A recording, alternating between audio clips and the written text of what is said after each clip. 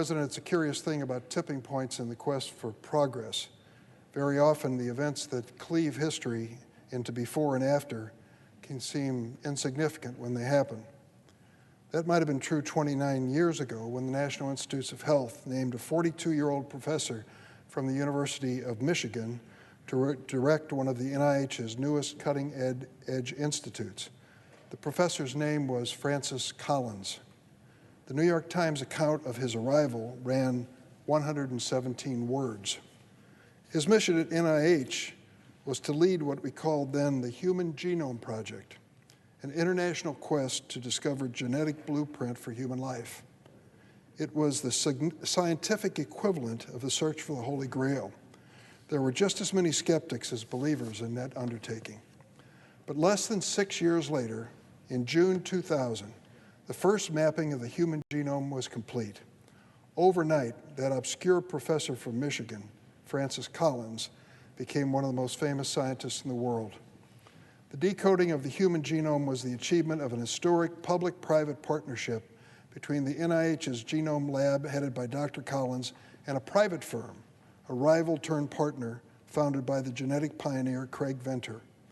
It involved hundreds of scientists from 6 different nations. It remains one of the greatest advances in scientific knowledge in all of recorded history. In a White House ceremony announcing the first sequencing of the human genome, Dr. Collins said he was humbled and awed by the discovery. In his words, quote, "We have caught the first glimpses of our instruction book, previously known only to God." Cracking the genetic code of human life has revolutionized science and medicine. It continues to yield profound medical discoveries all the time. That historic discovery could have been the capstone of any career in science, but for Francis Collins, there was an amazing second act to follow. In 2009, President Obama chose Francis Collins to lead the entire National Institute of Health, the largest biomedical research agency in the world. In that capacity, Collins routinely works 100-hour weeks, oversees 18,000 federal employees spread across 27 institutes and centers in 75 buildings, mainly in Bethesda, Maryland, but also in Baltimore, North Carolina, Arizona, and Montana. And those numbers only quantify the NIH infrastructure. Their actual work is even more impressive. In fiscal year 2020, the NIH awarded more than 50,000 grants to more than 300,000 researchers working in universities and laboratories outside the NIH, in Illinois, in Minnesota, in Colorado, and virtually every state in the nation. But at the end of this month, after 12 years, Francis Collins is stepping down as NIH director. But thankfully, he's not stepping away from science.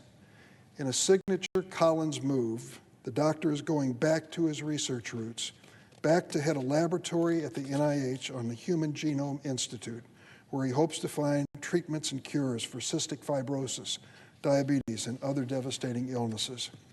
He's led NIH for 12 years under 3 presidents, Democrat and Republican, making him the longest tenured head of the agency since presidents began selecting NIH directors 50 years ago. What distinguishes Francis Collins' tenure at NIH, however, is not its length, but its extraordinary ambition and record of achievement. My friend, former Senator Barbara Mikulski, who chaired once the Senate Appropriations Committee, famously said the initials NIH should stand for the National Institute of Hope. As NIH director, Francis Collins has worked tirelessly to live up to that ideal. As the Washington Post wrote, he brought together scientists across disciplines and championed the hunt for biomedical advances in troves of data. He gave meaning to the promise of big science. He embraced ambitious projects such as the BRAIN Initiative, a collaborative effort to map the most complex organism on Earth, the human brain. It engaged engineers who'd never worked on life science before, and it just might help unlock the mysteries of ALS, Alzheimer's, and other diseases of the brain. He launched the Cancer Moonshot with then Vice President Joe Biden and played an integral role in helping to make now President Joe Biden's dream of advanced research projects a reality. He created the All of Us Research Program, an effort to collect data about the genomic base of disease for 1 million volunteers to advance our knowledge on how to cure it. He's been equally passionate about supporting the work of young scientists, including women and scientists of color, The absence of women researchers used to jokingly be referred to on research panels as manels. In 2017, President Francis Collins said that he would no longer speak at any conference in which women researchers were not featured. Dr. Collins also made it a priority to attract and support work of minority scientists to make sure NIH-funded research addressed the health needs and historical concern of communities in color. Nearly 7 years ago, I asked Dr. Collins, what does NIH need from Congress to continue to achieve the breakthroughs you envision? At that point, the NIH had been flat funded for several years. Inflation had eroded the number of research ideas they could support, and many young researchers were really questioning any future at the institution. Dr. Collins said simply, if you can provide steady, predictable increases to our budget of 5% real growth a year, we can light up the scoreboard. I thought that sounded like a worthy goal, so I enlisted my Senate friends, Roy Blood of Missouri, Patty Murray of Washington, and Lamar Alexander of Tennessee as partners. Senator Lindsey Graham and I came together and formed the bipartisan Senate NIH caucus. With the determined and persuasive leadership of Francis Collins and the support of senators from both sides of the aisle, listen to this, we've been able to increase funding for NIH by more than 40% over the last 6 years. Some people say, why should the taxpayers be paying for this research? Why not leave it to the free market? They make the money out of it. The answer is the NIH funds the kinds of basic science that costs too much and takes too long for private companies, driven by need for quarterly profits.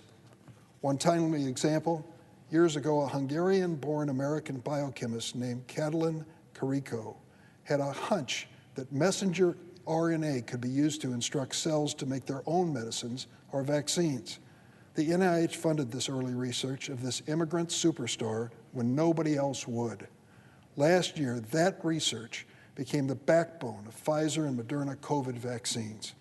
1 year ago yesterday, the first vaccine was administered, and more than 450 million shots have followed in America since then. The majority were RNA vaccines. According to a study released by the Commonwealth Fund, America's vaccination program prevented 1.1 million COVID deaths and prevented 10.3 million more hospitalizations. Vaccines save lives, and NIH taxpayer-funded research made these vaccines possible.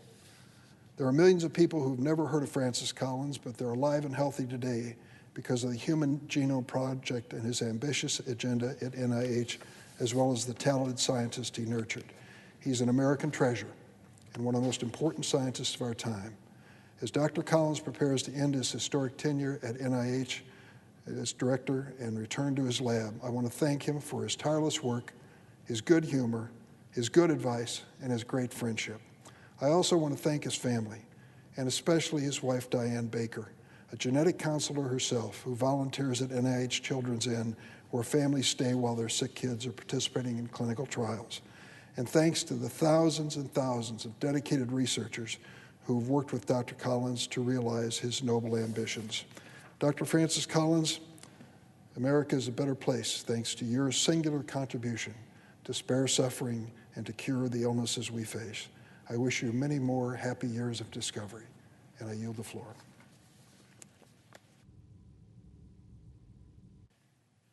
Madam President,